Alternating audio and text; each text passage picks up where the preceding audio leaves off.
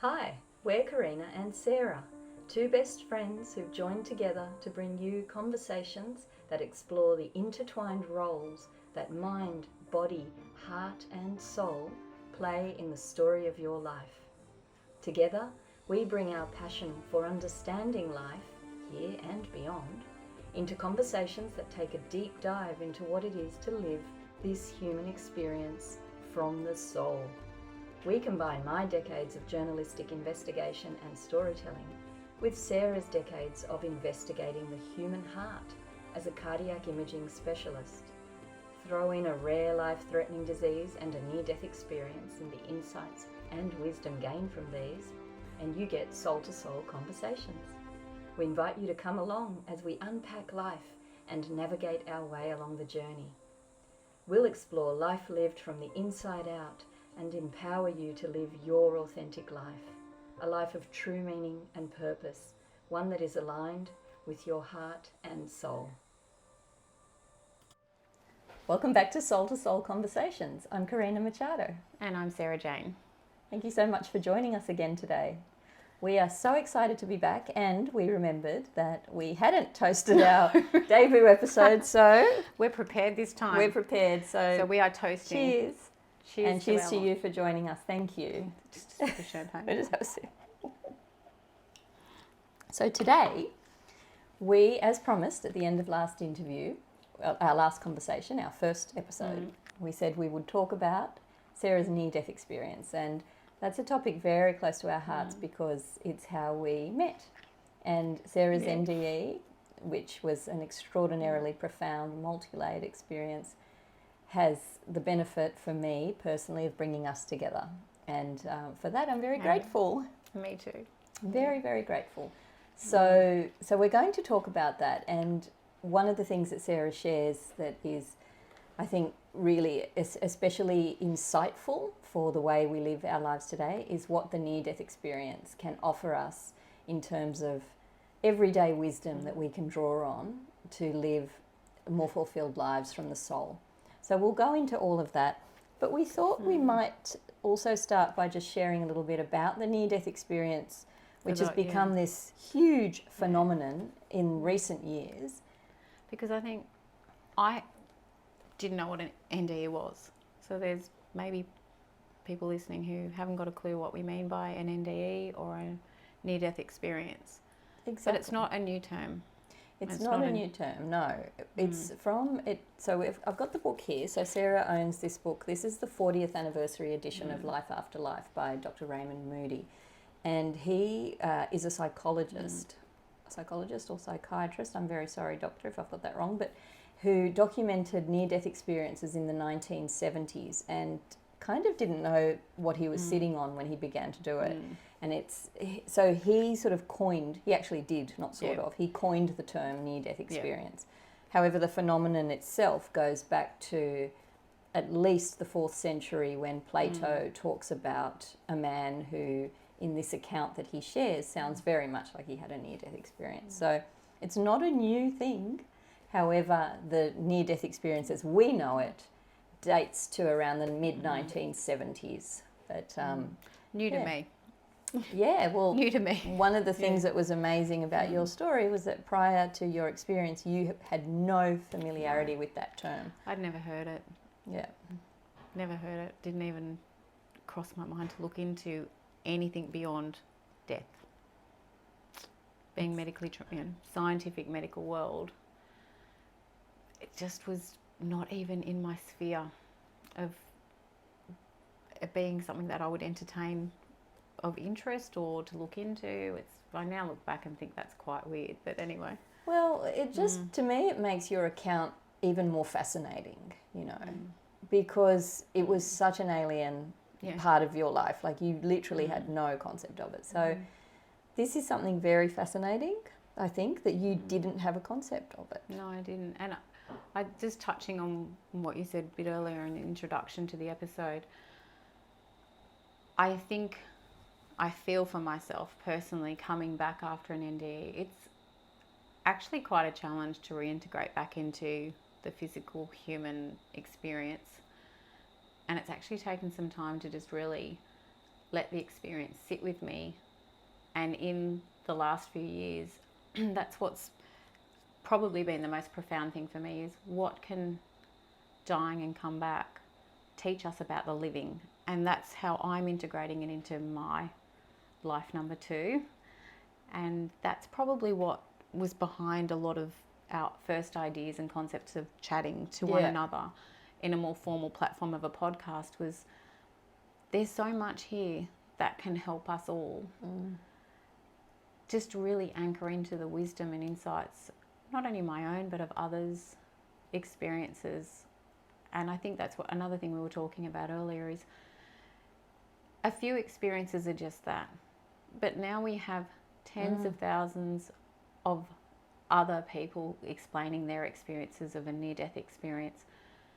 And that becomes data now. And I think that's where we're at. It's been a long time since this book was published. Yeah. And in those decades, as with medical advancements and people being revived and coming back, we now are really collating a whole lot of data. Yeah. And I think that can help us all. And I'm brave enough to try and step into that space, I hope. Well, on that note, why don't we get from Sara the foundations of her near-death experience, and I guess you can touch on what you learnt from it. But let's start from the get-go. Yeah. What happened? So I guess because we've spoken quite a few times on your podcast, Spirit Sisters, we've actually done 3 interviews that have really delved into the nuts and bolts of the experience. I can't believe we've done 3 interviews on it, but we've really delved into it. So I probably won't go as deep into it, and we'll just refer back to those at the end of the episode. We'll link to those, However, to make it as concise and as succinct as possible. Oh my goodness, Polly, the cat. Sorry, everyone. We've got animals everywhere. We've got Winnie, my dog, sitting next to me here. I don't know if everyone can see her tucked in there. We've got what everyone. I love is that Polly didn't knock over the champagne. She did, I know, Thank you, Polly. Thank you, sweetheart. So yeah, we've got the whole family here. Actually I've had 2 near-death experiences. And the first one was back in 2002, and I had delivered my second baby and had a broad ligament hematoma, which basically means I bled out internally, and was taken to theatre, and I'd lost all my blood volume. I actually was aware of, in that circumstance, was aware of my body as it was crashing and was observing it from above, watching the blood pressure crash, listening to the surgeon and the anaesthetist, watching the whole episode unfold. And it was a very quick near-death experience compared to the second one. And I now look back at it as a primer for what was to come. Maybe I didn't see it through that lens at the time. I was aware that I was clinically dead, and then from above was aware of the presence of my grandfather who had passed, and him communicating to me, it's not your time, you have to go back. And as soon as that was said, I was back on the operating table and revived and survived the surgery. I didn't give it much thought. I think I shut it down. I was very sick after the surgery, and I was always thought if I said something I would be looked at as if I was crazy.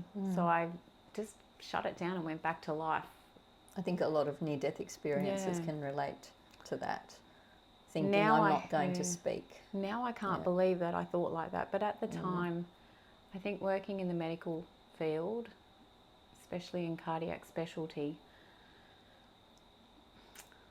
I guess, I'm probably ashamed to say it, but I guess I was worried about judgment, about what I might be saying, about what happens after we die. So fast forward to a little bit later, to 2018, and I was close to, just trying to think, 8 years into a really rare life-threatening autoimmune disease. I'd had a year of chemo, basically was failing chemo and sent home basically to wait out to see if we could get experimental treatment. If not, that's it. Sent home to die, basically. And that was the setting for my second near-death experience. I will say that I knew the morning that I woke up that it was my last day. And I can't tell you how I knew, but I knew. I had a knowing that I was not going to be here tomorrow. And I spent that day like I had spent many of them in the weeks and months before, but bedbound. I couldn't care for myself. I couldn't look after myself in any means, but I drank it all in. I may not have been outside experiencing the outside world, but I drank in what mattered, and that was moments with my children and moments with my then husband, and telling them what I thought was important that I would say to them if I was there for when they got married or 21st birthday or 18th birthday, and I probably wasn't able to do it to the capabilities that I would have done it if I was healthy, but I remember that's how I was living that day. I was in a lot of pain. I had meningitis, so cognitive function was quite limited in that when you're in that much pain, you can't really think. It's really hard to think through the pain. But I was aware as the night went on and the children went to bed of my body shutting down. And it was like, I think I've explained it before, it was like someone going around a house and switching all the light switches off as you go to bed at night and you shut the house down to sleep. It was like someone going through my body and just switching all the light switches off. And the moments before I was aware that I was out of my body, I was aware that all the pain that I was in dissipated and it was taken from me, it was gone. And I had moments of not being in excruciating pain and moments of calm and moments of feeling at peace. And I was aware of my energy leaving my body. For me, might sound unusual, I felt my energy leaving my body through my feet. I don't know if everyone experiences like that. Probably not. Everyone has a different account, but for me, that's how it happened. I was aware, again, as the first NDE, that I was above my body at around like ceiling height and looking back at my body with no attachment. It was as if I was viewing anything. There was no, which is now when I think about it, we have attachment to us, like we have attachment to our identities, we attach very strongly to who we are and what we represent. However, that is something that I have heard many other near-death experiences report, a kind of neutral, oh, look at that, you know, not the attachment that is me. There seems to be sort of this innate understanding that is not me, not the real me. And I do feel on reflection that was very similar to the first time. Yeah. I wasn't distressed. I just was not distressed either time that I was looking at a body that was no longer physically viable. Both times. And you would think you would be distressed about it. But I wasn't. What struck me was I'm existing. That body may not have no breath, no consciousness, no mind consciousness left, but there is a consciousness that's existing, and I feel just like me. The me that I would have felt, we would say, belongs to the physical body, my personalities, my characteristics, who I am, what I would laugh at, what I would find funny, how I think, even though obviously I don't have a brain or mind to be thinking with, I was still thinking, still having conscious awareness or thought processes that were not of my mind, but were exactly the way I was thinking in that human body that was Sara. Exactly how I think about things. I was curious. I'm curious about everything. That's how I was. I was curious. I'm existing. That's a really curious thing to think about. And how am I existing? And how am I conscious when there is no consciousness left in, and I'm no longer in that body? And I was also very aware of the fact that even though I'm viewing my body, I still felt exactly how I feel now in this body. Meaning, I feel like I have physical legs, arms, body form, like a physical form about myself, even though I'm viewing it below me. Yeah. And now I've come to think of it much like a phantom body, in that when we read accounts of phantom limb pain, when amputees still experience the sensation of pain, or that they still have an arm or a leg even though it's been amputated, I think it's much like that. Yeah. It's like a hangover effect of the body you've been wearing. Possibly. I don't have all the answers. My little theories. I just know I felt like me. I felt like I was exactly how I was in every other day of my life. Only I was looking at that I left behind, or I was leaving behind. I was aware of, I don't want to say pull, but I was aware of like an anti-gravity drawing me, is probably a more accurate term to use.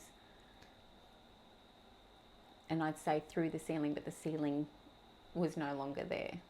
And I was being drawn to what my consciousness was now aware of. A beautiful, beautiful, magnificent white light that had no source. Like, I couldn't say where it was coming from, only that I was being drawn to it, and it felt like the most amazing love that one could ever experience. It was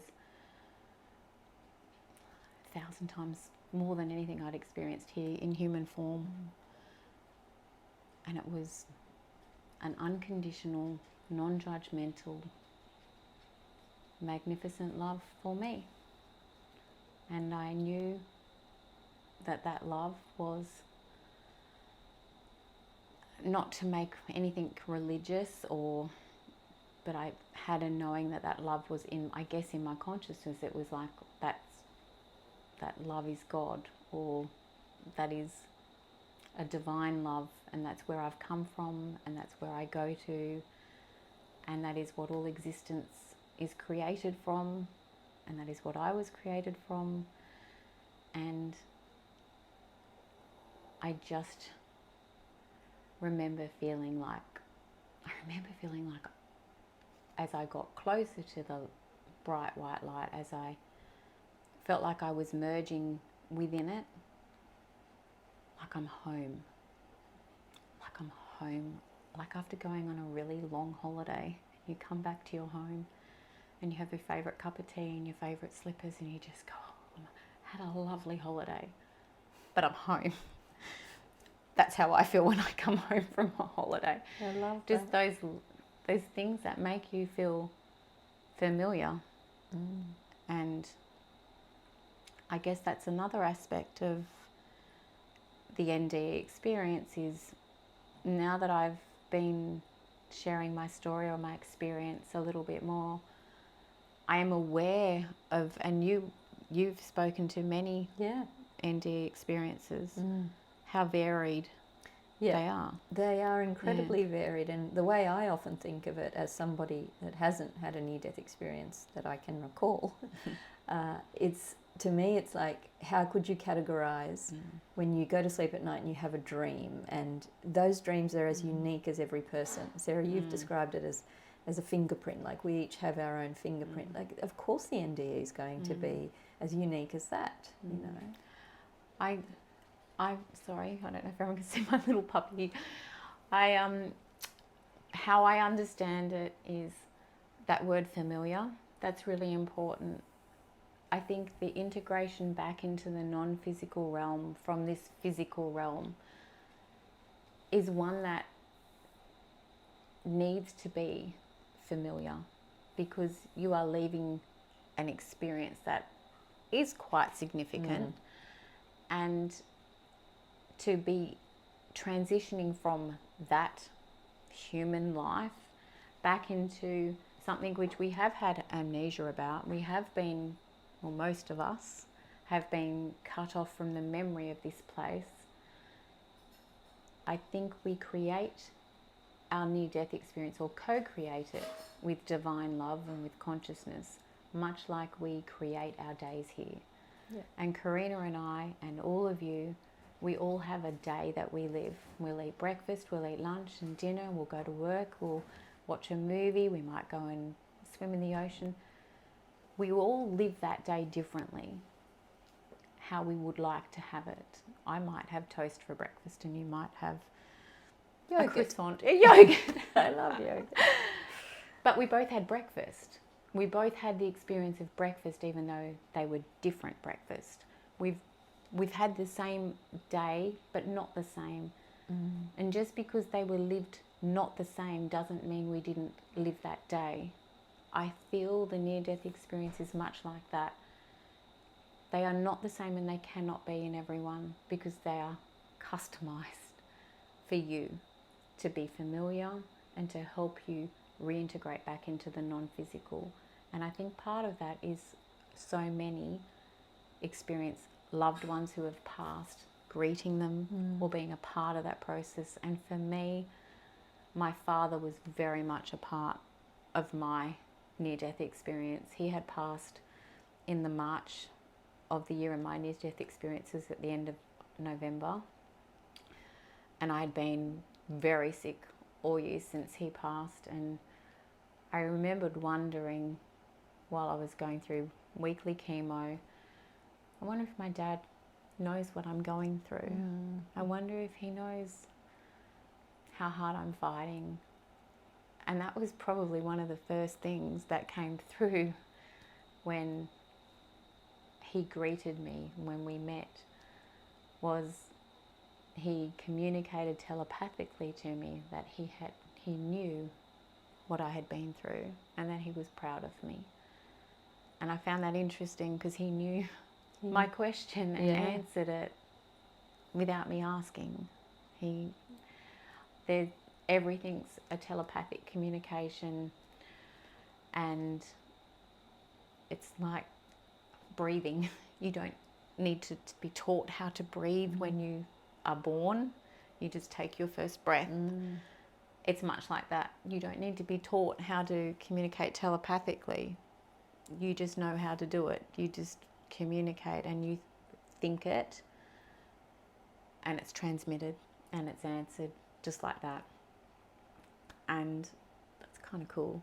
I love that. And that is also one of the aspects that, you know, when we talk about the immense variety of near-death experiences, there are common denominators, and one of them is the amazing experience of love, which is very hard to verbalize and to explain. And another is the telepathic communication that it features in so many near-death experience accounts. Yeah, they are like the cornerstones of a near-death, or prominent in many, in that, that telepathic, and not just between loved ones. I experienced meeting my guides. I had an extensive life review where you review the life that you have lived, not only from the perspective of you observing, but of you participating and also you experiencing it from the perspective of others that played out the scene that you're reviewing, and you experience it through feeling.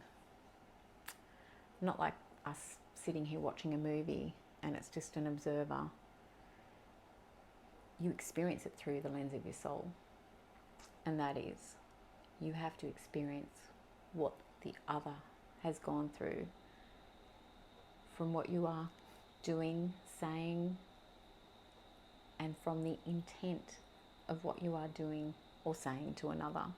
And that positive or negative effect, you also get to have the awareness and that expanded perception of how that ripples out throughout their lifetime and the ripple effect on others. So powerful. It's so huge. powerful. And I don't think I ever gave much thought to my intents in life. I don't think I consciously sat down and went, I need to be really aware of what my intents are in everything I say and everything I do. No, well, most of us don't navigate our lives that way. No. I mean, unless you begin to do this kind of exploration, and then perhaps you do. Yeah. But even then, it's difficult. Yeah, you get lost in your busyness. So, you get lost in your mind. That's right. And that's probably something I have come back knowing is really important, is my intents matter so much. They matter, and they really matter when you're watching your life review. And so now I anchor into them every morning and every night. I wake up and I say my intents, and I try to honour them all day, every day. And I check in with myself at night and I think, maybe I could have done that better. I find myself catching it a lot quicker now. I think it's a training. Yes. I think it is a training, a mind training to anchor into and to have awareness of what are your intents? How do you want to live this life? And it's down to the micro, because it can be like a macro statement. My intents are to do this, to achieve this, or to just be love. And I think the near-death experience flips a whole lot of what we're conditioned to believe are the important things that we achieve or we strive to achieve, that are the headliners of your life. But in the life review, it's quite humbling when you discover it's the small acts of kindness and love that are the headliners. Yes. It's the simple, it's the little things.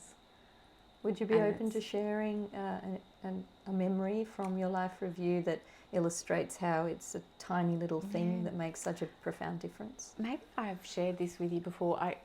It really struck me because it was something I didn't even remember, and it was when I was quite young. I probably was around 8. I think I was in 3rd class and at school, and it was the beginning of a year. And I do remember my mother always saying to me, if there's a new girl, don't let her be left out. Don't let it. And thanks, Mum. Good tip. There are always a new kids at the beginning of each year. And there was one girl, and look, it might have taken me a few days. I think it was maybe 2 or 3 days, who was just shy. You're shy, you're young. I was shy, you were shy. Yeah, we're both shy. I was very shy. I hid in the library most of my school Still life. am a bit. Hid in the library my whole school life. She was obviously shy and sitting, eating her lunch on her own. And I obviously had been there for a few years, and I went to school with my twin sister, so I always had a friend. I was lucky. I always had a buddy and didn't have to experience life alone. I always had a backup. And I remember thinking I should go and sit next to her and ask if she wants to be part of our group. We weren't the cool group, but we were a few friends together. We were probably the nerd group. And I observed that, but I experienced it as her. I experienced how she felt in the moment that I included her, and I experienced the ripple effect that it had on her life. And when she went on to become prominent later in life in her work field, how she treated others. And then that effect, that ripple effect. So you saw a projection into the future. Yeah. So Yeah. her as an adult, and then Yeah. from what I'm gathering from what you're saying, not just how your actions affected her, but the people that she went on to treat. Yeah. It's actually, I'm going to explain it like this. It's like, take this moment as a bubble.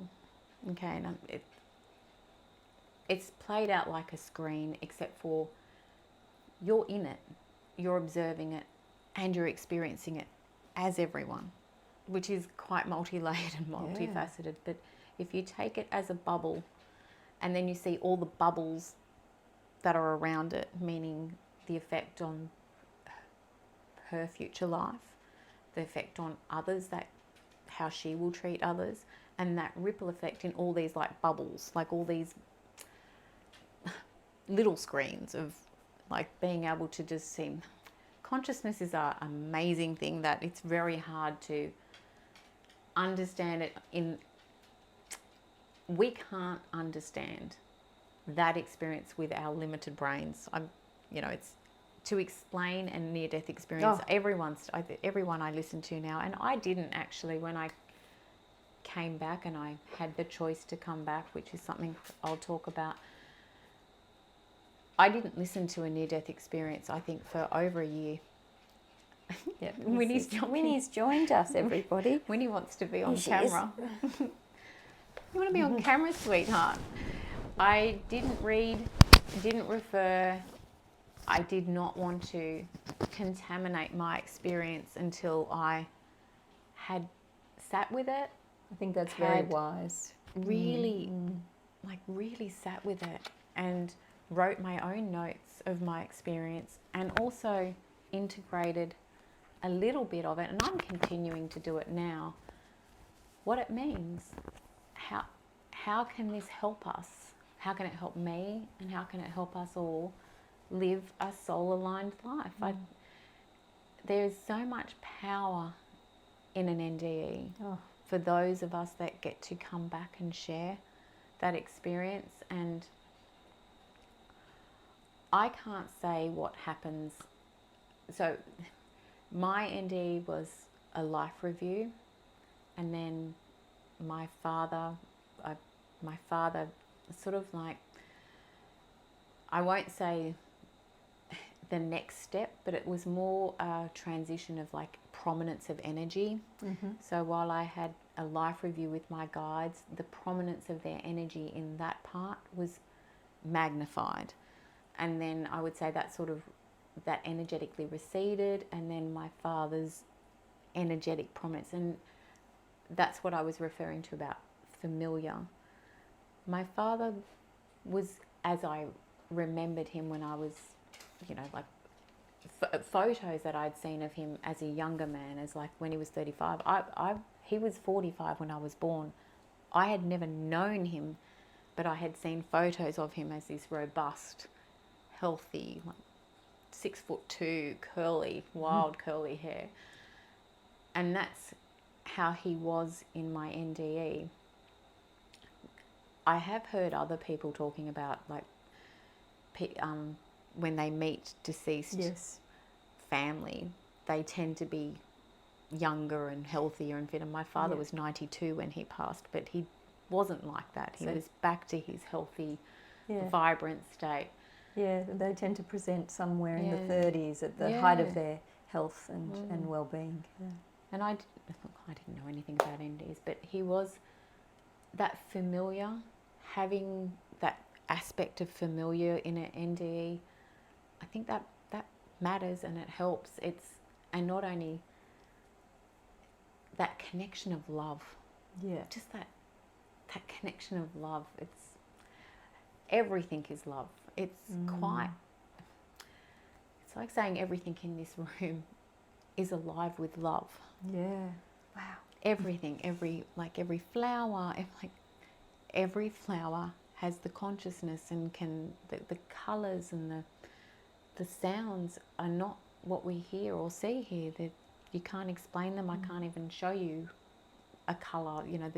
different reds or... So you saw colours that aren't on our spectrum here.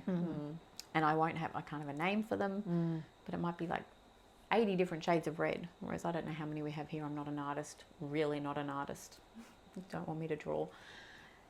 I feel that the familiar is important within the unfamiliar, but even the unfamiliar isn't. It felt familiar. It felt like home. It felt like home, even though it wasn't anything like of course it was like the physical reality, but it wasn't. It was way more amplified, way more magnificent. It was more love, more vibrant, more. I do struggle to find the words and the language to explain it. And in our previous interviews, I do say I think I wish I had a whole new dictionary of words to describe this experience, so that I don't come out clunky or do it an injustice. I often find myself thinking, I don't want to do this in injustice. When I was with my father, he was my mentor in life, and he taught me everything. When I was studying cardiac medicine, years of helping me with my exams and working with him, and he loved teaching and mentoring as much as I loved learning from him. We had a beautiful relationship. I was really lucky to have had such an amazing, not only work relationship, but father-daughter relationship. And so it's really no surprise that he showed me something that within the NDE that was very much like our relationship was in human form, and that was to direct my attention or awareness onto consciousness. And I know that sounds like a really weird statement, and the only way I can explain it is as he would in life say, hey, look at this is really cool, like look at this aspect of the heart, or if we do this we can see this, or this unveils this about the heart. He was so excited about teaching anything to me, and it was like that. He was still like that, and he telepathically communicated to me much like that, to place my awareness in a distant, off to the right, in the distance, and to watch what happens when I place my awareness there, and was sort of the vein of, isn't that cool? Isn't that cool? Because what I saw was consciousness. I was co-creating with consciousness with my awareness, and that my power of my awareness saw it unfold and expand. And at the time, of course, I'm just thinking, that is so amazing. I wasn't thinking about it in terms of, well, how does this apply back in the physical world? I've only just started thinking about a lot of these concepts recently, because they're quite in depth, and I've been unpacking a lot of other more personal lessons and insights before you get to those ones. I loved that how we were in our beautiful, loving, mentoring, father-daughter love. That's how we turned up for one another in that experience. Beautiful. And I think that familiarity was lovely. I had the experience of his energy sort of receding again, and then my guides coming back more into prominence, and was telepathically communicated that I was to follow, go with into a space. And this is another thing to try and explain, that space and time do not exist as we understand it here. So there is no time continuum that I can say we would understand it was this amount of time in this place. So there's no point in me going, I was here for 10 minutes or I was here. That doesn't exist. It's not, there's no time as we look at it here or have it as a sequential, like a linear progression here. As is space here, we have a defined space, a physical and space of a room. There is a sense of space, but the definition is different. You can't define it by solid walls or the space that I was going into had the sense or feeling of a chamber, but I can't describe, like I really can't describe it to you. And it's much like I knew it was curved and I knew I went through a doorway, but it wasn't a doorway. And this is where I struggle. I understand what you're saying, because you explained earlier how the communication is telepathic. So we could extrapolate that you were telepathically picking up and understanding that this was a chamber, this was a doorway. I think that the understanding that while we are an individual soul consciousness, or we are the illusion of individual here, you are you, I am me, and there is a separation. That's true. We are an individual soul consciousness, but you return to become part of consciousness, of one whole consciousness. So all of consciousness is available to you, whether it's a telepathic communication or knowing and understanding. It's all there. It's like, how did I not know all this? How did I forget all this? Or you don't question. You just know. That's another often reported common denominator in the near-death experience. This, access to universal knowledge, which then disappears when you're back in the body. And it is, and that's, I think, it's like that like, I probably should go on, but as I came back into my body and you think all that downloaded, and all, for me, when I was coming back into my body, it was like just being plugged into this super highway of just, you see a lot of computer cables plugged in, and a lot of information's being fed into compute. It was like that, meaning I just felt like I was downloading a whole lot of information as I was falling back into my body. And now I know I've remembered maybe 5% of it. And that's so sad, because it's like remembering a dream where you catch bits and you know this bit and you know that bit. But there's a chunk in the middle where you go, oh, that was really important, and why can't I remember it? Yeah. And it's, why is that? That amnesia of our coming into a limited computer system. Yeah. Like, how can I process what would just blow the computer up? It's just too much. Yeah. It's this limited computer system that we run in our brain. That's what I think. Mine might be a bit more limited than others. Maybe others are able to remember a lot more, but I know I'm missing bits, and that's really frustrating. It's really frustrating, because it's almost like it's just like that dream. It's just there. It's just out of reach. And it's so frustrating. So frustrating.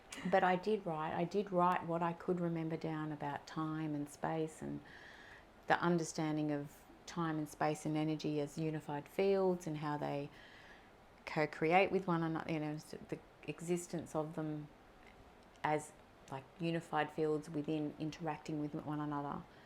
The understanding how I wrote it all down so I could explain it properly when I needed to. I don't even know why I thought I would be explaining it, but I found that notebook. I actually wrote it all out and put it away, and I found that notebook a few days ago, and I was like, that's where I put it all. And it was pages and pages and pages. And I haven't read it since probably 3 weeks after my NDE. Oh, wow. I know. It's really interesting reading back. That sounds really interesting. So I had time in a healing chamber where my three guides, three guides met me when I was entering I call it the love dimension. I don't know what else to refer to it, but that's how I refer to the dimension we go to, because it's love. It's the love dimension How for me. beautiful. I love And that. we could call it heaven, we could call it, The universe. the universe, source. I call it the love dimension. So in the healing chamber within the love dimension, I had my master guide and two other guides who knew me, knew everything about me, everything about this human life and all the ones before. And that is not saying I have any sway either way about any religion or any other religious beliefs. All I believe in is a divine love and consciousness that is that divine love. And yes, we have multiple lives. We incarnate for our souls to learn lessons that we can't learn when we are in this beautiful love dimension. We aren't living the human experience that gives us the opportunity to evolve our soul. And that's something that became very obvious to me in coming back, is why do we do this human experience? It's painful, it's suffering, but it's exquisite and it's magnificent, and we get to have beautiful connections, and we get to eat beautiful food, and we get to touch one, hug, connect. And you swim. can't do that in the love dimension. You're not physical. Yeah. You don't get to suck on a mango seed, or you do get to, my understanding, the fusion of energy, but that's not like hugging in physical form. And I think we come back to experience that time and time again, because it's quite exquisite what we get to do here. And I'm glad I got the choice to come back. It was after the healing chamber, which was a vibrational healing. And I think I've explained this in our interviews. I go way more in depth about my experience, and it takes a long time to go through it all. Yeah. And I don't want to bore everyone by going into every little detail, but it was a vibrational healing where I had my three guides and three other guides around me, and the healing went through my soul. A vibrational, like a liquid love. It was just so beautiful. Goosebumps. And then telepathically at the end, it was communicated, this is finished. And the next part was my father was back in more prominent energy and taking me to what I term the welcoming party, which was everyone I had loved in the life of Sara, grandparents and friends, and all welcoming me. And it was like a celebration of my life, which, I don't know, sometimes we feel like there's not much to celebrate, or maybe I haven't achieved much, but celebrating love, just celebrating love and sending me love, like so much love. And I was proceeding deeper into that welcoming party, as you would, I don't know, like walking down an aisle where there are people lined up, or down a street and there are people lined up either side, and you're walking down the centre and you're progressing along. And as I was doing that, and just, it was like a magnificent reunion. It was lovely, a really, really lovely experience to see those that you have loved deeply. I hit a point that I would say I call a threshold. And I knew if I stepped over this threshold, and of course there wasn't a threshold, but there was an energetic threshold that if I went past it, I knew I no longer have a choice to come back to the life of Sara, the life that I just left. And it's interesting because I wasn't in that whole experience thinking about really, the life review, yes, but I wasn't thinking about the life that I had left behind. I really wasn't thinking about it at all. Or I know it's weird to say thinking, but I wasn't, my awareness was not on what I had left behind. Oh, the rain is hammering pouring down. So it is pouring. You can hear it. I hope it's not affecting this. Yes, Yeah. you weren't thinking I about wasn't other thinking. than your life And review. then and it just, wow. it was like, it was forceful. It was like a force that just stopped me. And my father was with me through the whole process.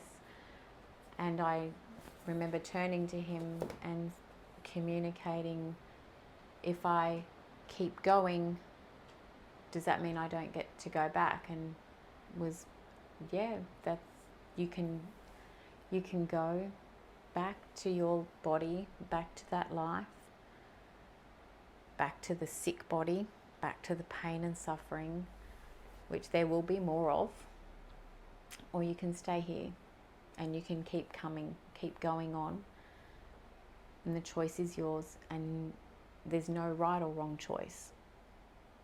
There's no right or wrong. There's no judgment. There's no conditions here. It was instant. No, I want to go back to my children. I'm not ready. I'm not ready to leave my children. And at the moment I telepathically communicated no, and if it was in a voice, would have been yelling. Yeah. It would have been yelling no. As soon as I communicated that, I felt myself falling really fast, like a roller coaster, and I hate roller coasters, really fast back to my body. And it was in that time that it was like I had been plugged in and everything was just filling my conscious awareness. And I was aware of past lives, just flicking through them and aware of them. I've remembered a few of them now that I'm back, but I know I saw a lot more. And the interconnected thread of healing through them, and of you as a healer in every lifetime, in some capacity. Yep. Yeah. Yeah. And it's fascinating. That really struck me. So I remember that watching different lives where that was the theme throughout all of them. In some shape or form, healing was in there. Yep. And then I was aware of the part of getting back into the body. And that's a really weird thing to say, I know, but as the energy left the body, for it to come back in, when it left, there's an expansion that I really wasn't aware of, that how light and expansive the soul consciousness becomes when it leaves the body, being back in the body. I was then aware of that contrast of how tight and heavy and dense and constricted I felt. It was just uncomfortable. I remember thinking it felt like putting on really wet, tight jeans, or really, it was just not nice and expansive and light and free. And I was aware of trying to breathe, which is another weird thing to say, considering I wasn't thinking about I'm not breathing. Well, you're obviously not, because you don't have a physical body to breathe when you're in the non-physical form. But I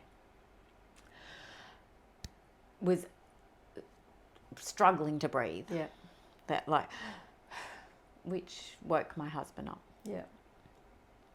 And he immediately went to feel my pulse. And I guess after a year or a few years of me being quite sick, that was a natural thing that he had learnt to do. It says a lot, doesn't it, about how you were all living at that time. I haven't really thought about that statement to now. But needless to say, I was rushed back to hospital and got the experimental treatment that we were waiting for, and that put me in remission and gave me all this lovely health. And I think an interesting thing that we can come back to in a future episode is, yes, you were, you had access to this experimental treatment and gave you all of this beautiful life that you've been able to live since then. However, what part of your experience in the healing chamber, what was the weight of that in terms of, and I don't think we've got time to go into it now, but let's come back to that in a future episode. Healing, your physical healing as well as soul healing. The soul healing and how that ripples out into our physical health. I knew when I was downloading, when I was coming back into my body, it was communicated that I would be well. Yes, I would come back to a healing or a process of back to health. But I knew the day after my first infusion, I said to my whole family, I feel so different. And now I know, in speaking with specialists, 8 weeks is what they say it takes for you to feel any effect. 1 day later, I felt really different. See, this is really fascinating to explore, and we were talking about Anita Mujani earlier, who had also what could be termed a miraculous healing, a return from end-stage cancer. And your story has parallels, and we've never really explored that, so I think it could be something interesting, and given this weekend is apparently a very significant weekend in astrological terms. You understand it more than I do. Well, I touched on this in our first episode too. There's always something going on astrologically when we film. But it's the new moon. It's the lunar new moon in February, and it's this planetary event with the asteroid Chiron, which is the archetype, represents the archetype of the wounded healer. So this time at the moment is all about acknowledging our wounds and stepping out into further growth. So it's quite an auspicious time for us to be recording our second episode. So healing chamber, I'd like to come back and talk about that. The fact that you had a choice, that's an interesting thing to explore in a future episode as well. And there was one other thing that occurred to me as you were talking, but there's so much, and we welcome your questions as well. So please just comment as to what you would like us to discuss. I'm happy to answer any questions that I can. I don't think I know everything. No one does. I know what I've experienced. Past lives, that was the other thing. Oh yeah. Let's talk about those and in an it episode. is interesting what I've now look at what I've been drawn to in this life, and knowing how much it meant to me because of a past life. And I only understand that now because I've glimpsed that other life, and it was like, I'm going to show my age. When we were little kids, there were books that had like one line and then the next page had 2 lines, and as you flicked through them, you watched a story unfold. It was sort of like that. It's a bad example, but it was sort of like flicking through, every page was a different life, flicking through it really quickly and getting a glimpse of it, but there was so much information held in that one page, and knowing so much about that life just from that glimpse, and who the people were in this life, what roles they played in that life, and it was so interesting. Like I said, I'm so curious. And well, I've always been curious about past lives too, and I'm sure that a lot of our audience also hold that curiosity. So I think we should definitely come back and explore that. And time as well. Time, I mean, we can come back and talk about time because obviously we refer to them as past lives. However, they're not past. They're all happening right now. Yeah. Time's a real interesting one to get into because it's a little bit of a mind bender. Yep. It's probably going to become one of my favourite topics with awareness. The other thing that has probably struck me a little bit now that I've started talking about this a little bit more openly, and is that the question of, and I'm going to have to address it because I get it so often, why didn't you meet Jesus? If you had a near-death experience, why didn't you meet Jesus? And my only answer is, I had a near-death experience and I got to the threshold. What happens after that threshold, I can't tell you because I didn't experience it. I cannot tell you what the full death experience is because if I went over that, I wouldn't be back here talking about it. I don't know who you meet once you get over that threshold. Yeah, so it's a very, very complex issue, and I think you touched on earlier about, you know, the immense variety of near-death experiences that there are. So Sarah was addressing the Jesus question because that came up particularly in comments in response to another podcast that Sarah did, which was viewed thousands of times, and that was one of the questions that was asked. I think it's reflecting. It's been a common one. Yeah. And so in response to that, I'm respectful of everyone's beliefs, and I'm of an understanding of how I experienced my NDE, of everything being one. That we are love, we are here to be love. And I am by no means sharing my experience to convince or to change anyone's beliefs or thoughts. My intent is one that I now understand intent matters more than anything. My intent is that we can help each other remember why we're here and remember who we are. And that is we're love, and we're here to be love for one another. And that's really my message. Nothing more. Thank you for wrapping that up so beautifully. I was going to ask you, what is your one key takeaway if you had to identify one from the near-death experience? And you've answered that beautifully.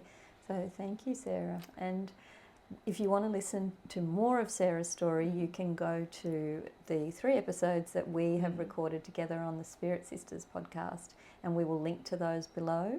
And we also want to tell you about a very exciting thing that's happening in March. On the 16th of March, we are going to be having our first live event, Soul2Soul Conversations Live. So exciting. It's super exciting. Can't and wait. We are going to be in the very beautiful region of Margaret River in Western Australia. Wow.